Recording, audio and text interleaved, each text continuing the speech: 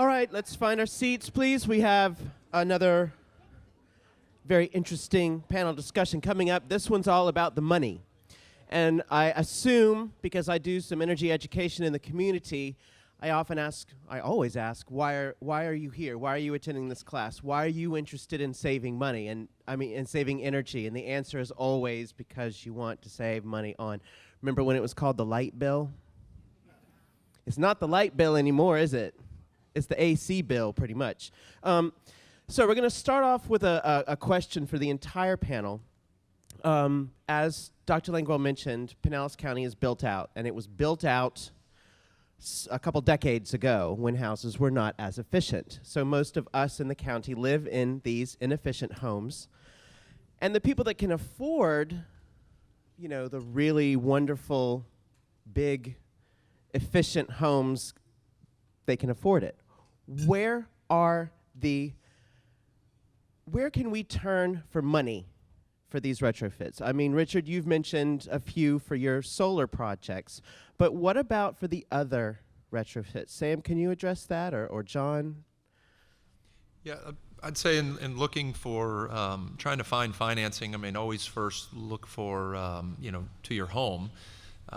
If you have a home equity line of credit, I know a lot of people don't anymore, or did, and they don't now because of the, what's happened with housing. But a line of credit with an incredibly low interest rate would help to offset some of the cost, or finance what you're trying to do. You can look to a lot of contractors you will find when it comes to putting in new HVAC systems, going to solar systems. They do have financing available. There are programs out there. GE makes a program available. There's another one called Interbank that does it. Some of the credit requirements are a little bit difficult these days, but they are starting to relax. So I think when you're either interviewing or looking at people to come in and help you make these upgrades or retrofits or whatever you're going to do, explore with them what kind of options they have for these types of financing programs. There's also, as Dr. Languell said, look to some of your county, look through some of the extension offices, look through some of the, I would say in Pinellas County, you can look through the Pinellas County Urban League. They administer some of the weatherization monies. You just through the cities. A lot of times the cities will make funds available to do things. There's some legislation that's still being kicked around right now, and called PACE, which is a great program if we could ever get it instituted. I know it is starting to roll a little bit on the commercial side, but hasn't quite made its way into the residential, but hopefully it will. And all that is a property assessed clean energy, where any of the energy retrofits you make just get tacked right onto your property tax bill. So if things like that, if people could get more active in some of the legislation and a lot of things that are happening in their own, in their own cities and their own counties and so forth, to help get bills like that passed, there would be funding available that could come right back into your pocket to make these upgrades. Thank you, Sam. I'd like to add a little bit more onto that. One of the things that there's kind of a paradigm shift that you have to think about in your thought process, in that a lot of these things, we don't think about the operating costs of our home and what it costs every month to operate your home and pay your light bill and pay all these things. And really what you have to start thinking about is making the investment into these energy savings to reduce your operating costs on a monthly basis. So that's we always think about, well, what's the best deal right now? And these things are really expensive, and I have to put out this money right now to do that. But we really have to think about, if I put this money out now, in 3 to 5 or 10 years, I'm going to be reducing my monthly expenses. So it's really a thought process about how we look at how we spend our money. And we have to understand that energy is not free, and that you do have to pay for it in some form or other. When you're putting things like solar panels on your house, it's the cost of money versus the cost of fuel, because you have to build capacity. You're building capacity onto your home. With solar panels, my fuel is free, but I have to make this investment to get that free fuel. If I stick with the power company, I don't have to put that money outlay, but I have to pay for the fuel over time, and I really don't know what the cost of my fuel is going to be in the future. Can you tell me what your gas bill is going to be next month? You can't, because you don't know what the cost of fuel is going to be. So you have to think, it's a paradigm shift in the way you think about how you spend your money and where you want to get your return. I would say that energy efficiencies and things like that that you're putting into your home today are better than a 401k because it's going to pay you back in the future. And you're going to get a return on that because you're not going to be putting out so much money to live on a regular basis. Gary, you wanted to comment? Yeah, I just wanted to add once again for the Pinellas County residents here that, you know, you're paying your power bill. I pay a power bill. I don't get a discount on my bill either, just so you know that. I thank you for not hitting me. But you can sign up for a free home energy check in the back, and both residentially and commercially, we have over 100 incentive programs. Dr. Languell did a very good job at explaining the envelope of the home. Infiltration, we have a roof program, incentive program, a window program, an insulation program, a duct program, HVAC replacement program. So, you know, here's a free opportunity for you to have the home energy check and enjoy some of those incentives. Thank you, Gary. What we refer to here is that there is an investment. There's a fear factor involved with, do I want to do this? Should I do this? It's going to cost me. The return on investment is a lot longer than I anticipated, so there is that planning element as well, that it takes longer. Dr. Languell and I think Jeremiah kind of brought that up in terms of the return on investment, but how would we convince Joe homeowner, and not Richard here, but how would we convince the other homeowners in our counties that this is something they want to get involved in or should be thinking about? The biggest challenge we have is that if I have $300 in my pocket and my water heater breaks, I'm going to go buy a $300 water heater because that's all the money I have in my pocket. It is what it is. So I'm going to direct people. I'm going to give you some information now, but Brittany is the person who dug most of this information up, who is sitting in the front row. There is the Federal Home Loan Bank Atlanta, so FHL Bank Atlanta, and the webpage is fhlbatl.com. We will make sure this information is available to you. But we identified, and this was something we were told about just this week, 5 different programs, 2 of which are $15,000 loan programs. There are some caveats. The caveats, for example, is that you have to be 80% or less of median income, which I don't think is too hard for most people right now because we're in a lot of instances down to one person working in the family. It is a forgiven loan, so after 5 years, the loan is completely forgiven. It can be used for both energy upgrades as well as accessibility upgrades. And so there are 5 loans, all different types available that are, again, forgiven loans.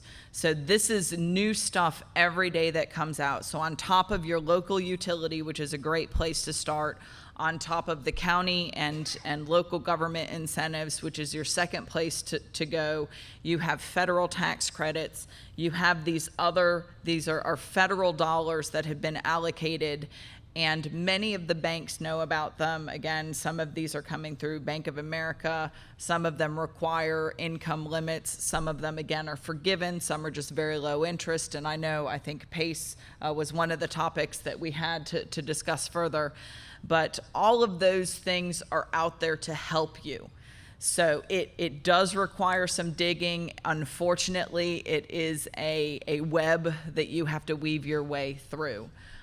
My recommendation as to how to encourage everyone to do it is one of our biggest challenges is when we decide we want to upgrade our air conditioner, our insulation, and we start doing our own research, and maybe we dig around on the internet and you start reading an article and it says to do A, and then you read another article and it says to do B, and then you read another article and it says to do C, and all of a sudden we're so confused because they've just told us to do 3 different things.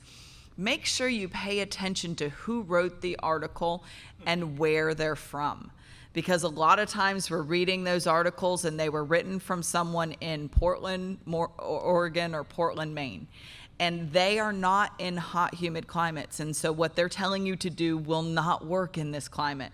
So get your information from local folks. The extension agencies have tons of research, tons of info. So education helps us get over that fear factor. And so that's where I encourage people, is that get over the fear factor. These folks are here to help you. This is what they do. And they're kind of nice, I think. Thank you for that. And we'll turn that to Dr. Cantrell. Can you tell us what's coming up? What should we be looking for when it comes to these programs, projects, and the research that you're working on right now? We'll get a little bit off topic, but can you describe some of the research that you're taking care of at the university right now? Well, I should probably back up. I'm new. I've been away from the state of Florida for 13 years, so I'm new to the University of Florida, coming to them from the National Association of Home Builders Research Center. So I'm more familiar really with what I was doing there and what I brought to the University of Florida and where I hope to go in the future with the University of Florida. But I'll tie this into what was just being spoken about. Whether you pay a consultant or whether you do your own research, to lay out a plan. Where am I going to be tomorrow? All right, I may buy a CFL. Where am I going to be 1 year? Where am I going to be 5 years? And where am I going to be 10 years? And where am I going to be when I'm no longer in this home? I mean, I'm talking about energy. You can do it in any regard you want.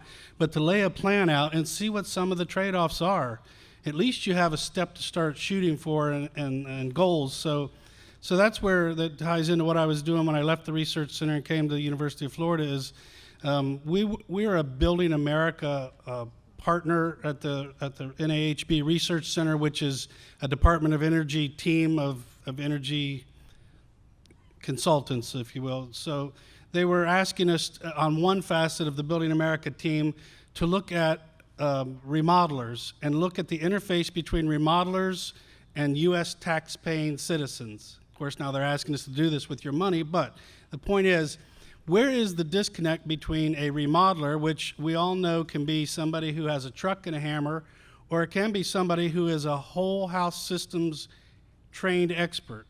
Now, the continuum between those two is wider than infinity. So we're trying to get to the point of what is it that you want to see out of a remodeler when they come to your home, whether it's on a free basis or whether you're going to give them $100 and ask them, lay me out the plan. Where am I going to be when I turn this home over to my kids? Lay me out that plan. They'll pack up their hammer and walk out and say, we don't do that stuff. Or they'll say, well, let's set an appointment and let's take a look at it and we'll be happy to talk about it. And oh yeah, by the way, my time may cost X.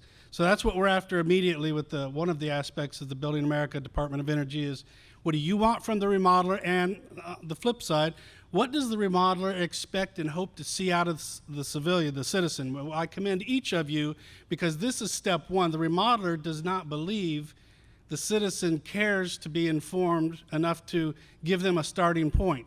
Well, we all know that that's, it's your money, you care. So they changed it from the new home builder to now the emphasis is 60% remodeler, 40% new home. The Department of Energy wants you and wants the remodeler to make a connection much more so than the new home builder, because we know that we're not building new homes and we're not buying new homes. We're trying to do what we can with a overwhelming stock of existing homes. So that's one direction. The other area is I am looking at builders in the same regard. We know that the difference between builder A and builder B, and again, you'll hear this buzz term over and over, whole house systems approach. What are you telling me today that is going to affect something in my house tomorrow, or what are you not telling me today that is going to affect something in my house tomorrow, and why? If they don't have time to educate you, or it's like your health system, your insurance with your health, we no longer can turn to our employer or whomever to make sure that we don't drop dead. It's now incumbent upon us to investigate and be involved, and it's the same situation that the Department of Energy is hoping for with this energy. So we're looking at what differentiates a builder, and I can tell you right now, data sets are existing, especially in Gainesville, where we can show you how red, how yellow, how green that house is. You saw some of the infrared technology earlier. Builders can claim whatever they want, and we're going to try and curtail some of those claims as on the curb of false advertising, but do not use taxpayers' government money to claim that you're building to such and such standard if in fact your house is lighting up in the codes and the colors that we see them lighting up in. So I'll try and keep it a little more brief. But the third aspect is, again, that the occupant behavior, the miscellaneous plug load, the ghost that's sneaking up on us, that's the third aspect. I need to make sure that I can help everybody understand that it's not a pain. It's a gift. It's the low-hanging fruit. You don't have to have these long-term upgrades when you can turn right in your house and say, that's first. And I'll give you, for instance, I have a power cost meter that I hook to my panel, and I can show to my wife where we have a discussion about what she's doing. And it's not good for a marriage, but it is interesting for, okay, let me leave it there. But anyway, there's tons of ways to approach this. Thank you, Dr. Cantrell. I wanted to ask John, because Dr. Languell kind of touched on it a little bit, PACE, Property Assessed Clean Energy, and where are we in respects to, I know we've explored it commercially here in Pinellas County, and is that a reality even for residential? Yeah, I would say that it actually is a reality today. If you all have seen in the headlines, Cutler Bay in southern Florida has just announced a fairly significant PACE program, and it's both commercial and residential. As I'm sure that any of you that have been reading on this, so PACE has been, I'd say, wildly successful in California and other states.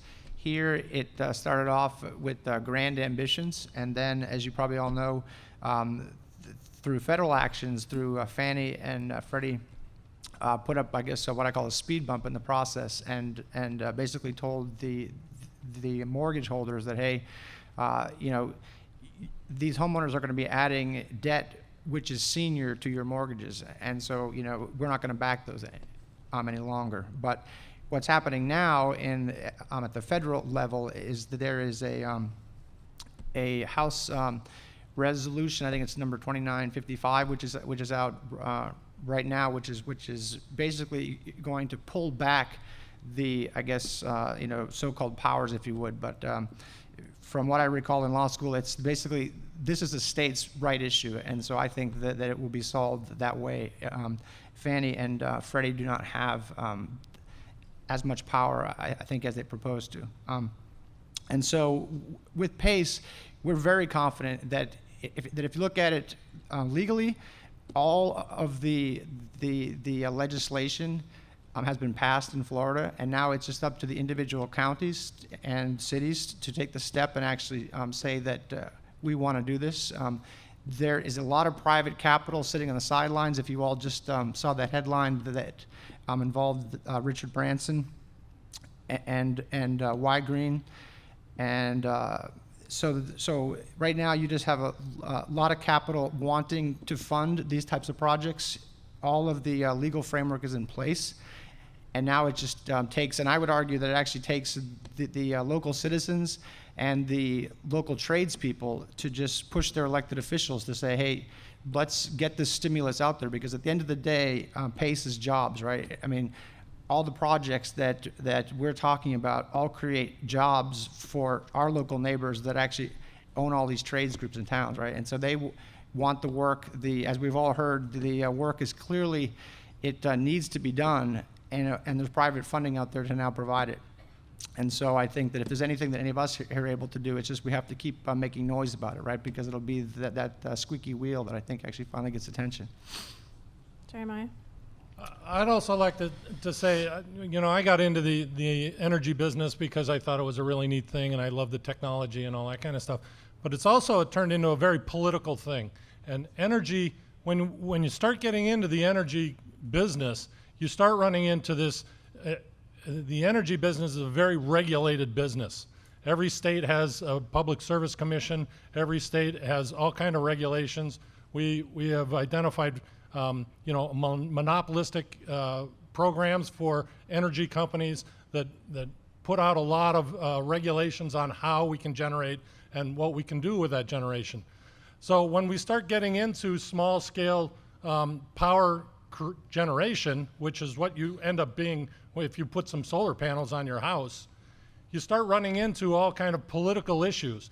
And while I didn't want to be involved in political issues, I end up being involved with political issues, whether I like it or not, because state legislative policy dictates how I can do things in the energy field.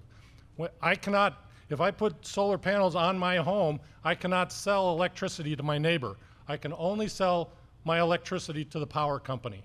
So if I have a strip mall or something like that and I put a bunch of solar panels on the top of that strip mall, I can't sell it to my tenants because of state regulations in the state of Florida. Now, other states in this country do allow that to happen. And this is something where you have to kind of get on your legislatures to really talk to them. The thing about PACE, PACE is a great program. I'm all for it. But again, it gets regulated out and it doesn't allow you to do the things that you want to do. So you have to talk to your state legislators and tell them that you want to be involved in the energy business, whether, you know, and change the rules that allow us to do those kind of things and don't regulate it out of the existence.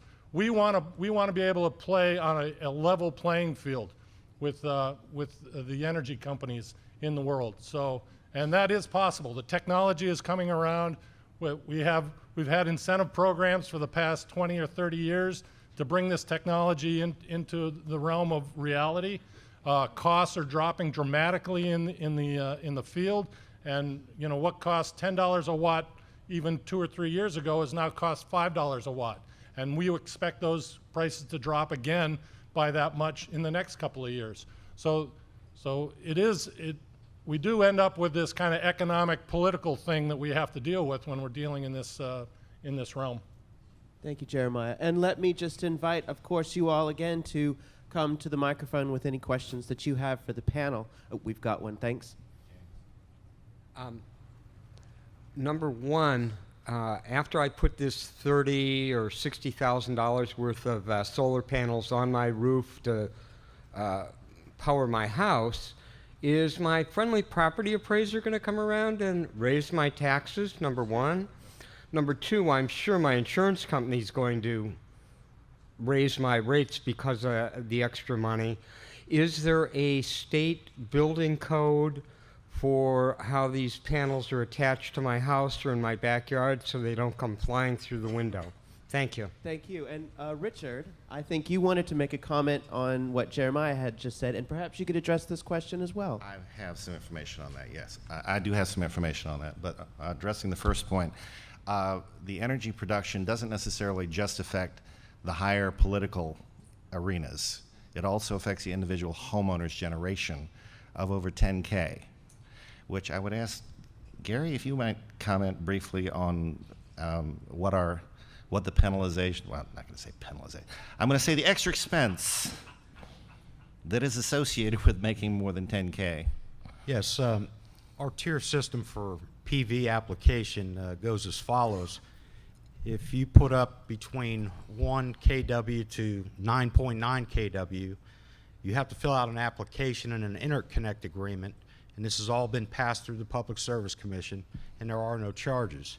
And once that's done, we will mount the bidirectional meter on the home, and you can start selling back power to Progress Energy. Once you hit 10 kW to 100 kW, you fall into what's called the Tier 2 category. That not only involves an application process, but you have to pay a $250 application fee, and you also have to have a $1 million liability policy on the home.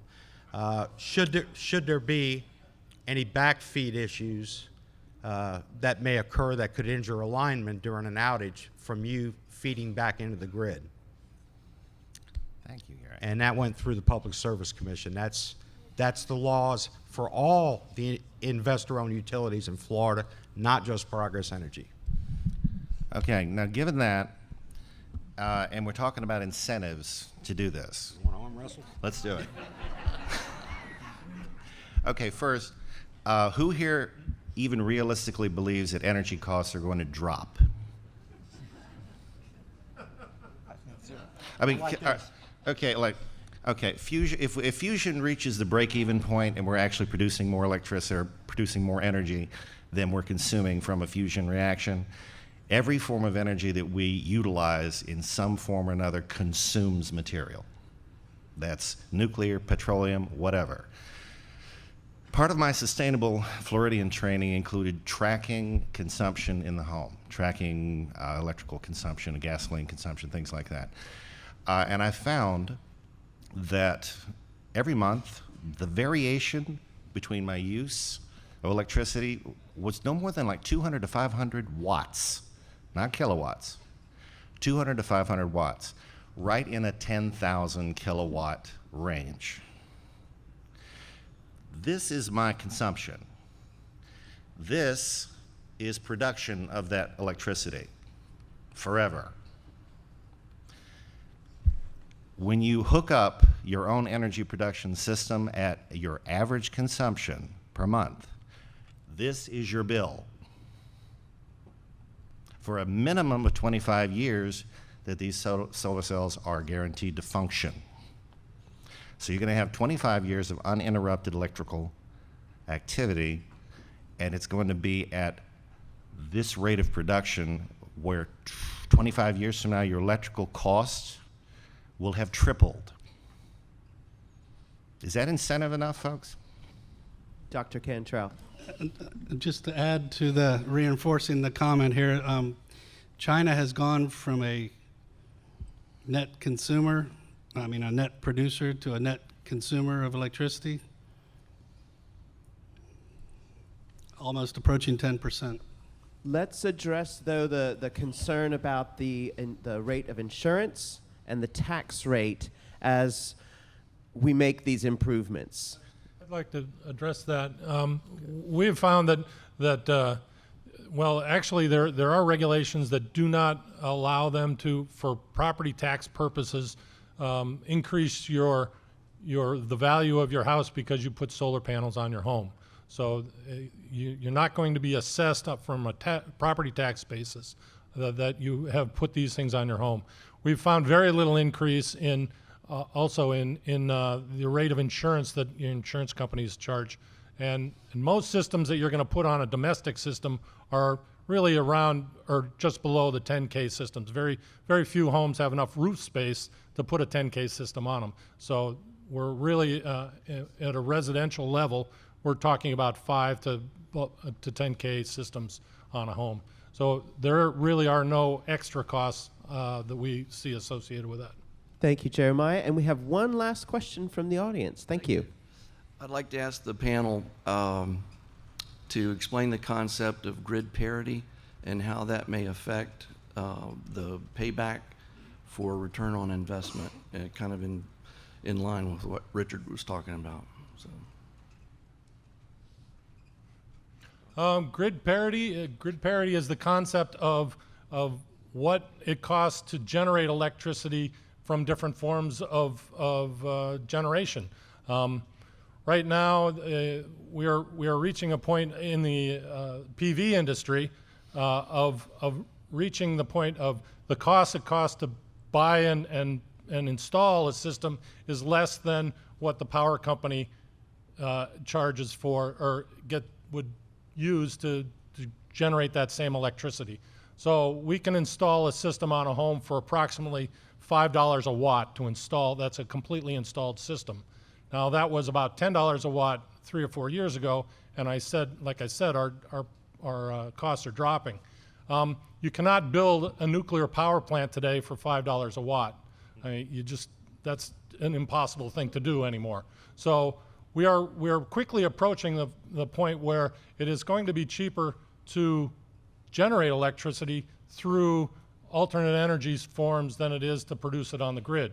Now, that's not to say that we can do away with the grid, because obviously solar panels don't work at night and we want to turn our lights on. So we have to work in conjunction with this, and we have to create a system that allows both things to exist. But as I was speaking about earlier, we need to change the way that the grid, we have conversations about the smart grid and what's going to happen with the smart grid. The smart grid needs to be able to see electricity going 2 ways rather than 1 way. So that's a big piece of infrastructure that we have to look at. We have to consider how we get paid for those things. The PV industry is very similar to where the cell phone industry was 30 years ago. There's plenty of gray hairs in this room that remember every telephone was connected to a cord. I think everybody remembers that. Well, we're at the same point right now in the PV industry where you know, those costs, our cost structure is going down, and it's going down dramatically as more technology comes online, and the cost for this kind of stuff is actually dropping, similar to the way your cell phone stuff is happening. A PV panel is simply a semiconductor. It is it's a computer chip, is basically what it is. So those costs are dropping dramatically. We all know that fuel prices for every type of other fuel is going only in one direction, and that is up. So at some point, those costs are crossing, and the studies that the national studies that are out right now show that that's happening right about now. And so we will actually see in the near future that our costs are actually going to be dropping dramatically. Thank you, Jeremiah. Let's give our panelists a round of applause. Thank you very much.